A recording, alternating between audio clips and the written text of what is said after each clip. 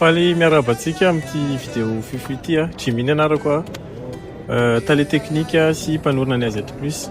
Amin'izao herintaonany lancena ny AZ Plus izao a dia magnano vidéo ity mba hampahafantarana ny AZ Plus a sy ny momba manokana moa zany.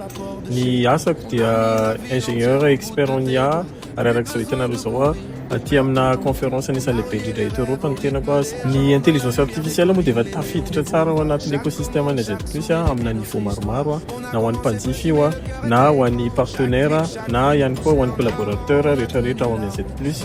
Herintaona zay ny vita ary amin'ity taona sy dingana manaraka ity dia hiaccéléré tanteraka ny fomba fiasa zay mba hisitrahan'ny partenaire zay nanome confiance anay nandritran'izay herintaona zay a hanatsarana ny vokatra ihany koa ho an'ny mpiara-miasa aminay ao anatin'ny orinasa. Momba ny AZ Plus manokana moa dia nisehatra zahay tamin'ny sehatra anankiroa tamin'ny taona lasa iny a dia ny fivarotana sakafo en ligne sy ny fivarotana kojakoja. Amin'ity taona manaraka ity ihany koa zay miaraka amin'ny version vaovao a dia sehatra zay amin'ny lafiny domaine transport.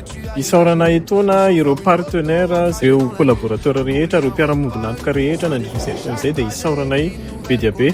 Marana koa azy na moa no tena anjara asako ao anatin'ny AZ Plus. Izao dia manampy ny ekipa teknika, ny développeur sy ny ingénieur rehetrarehetra mamolavola ny application manomboka ny anatin'ny conception, ny design hatrany amin'ny déploiement mba ahafahanareo mitelecharge ny application io any amin'ny Play Store sy App Store.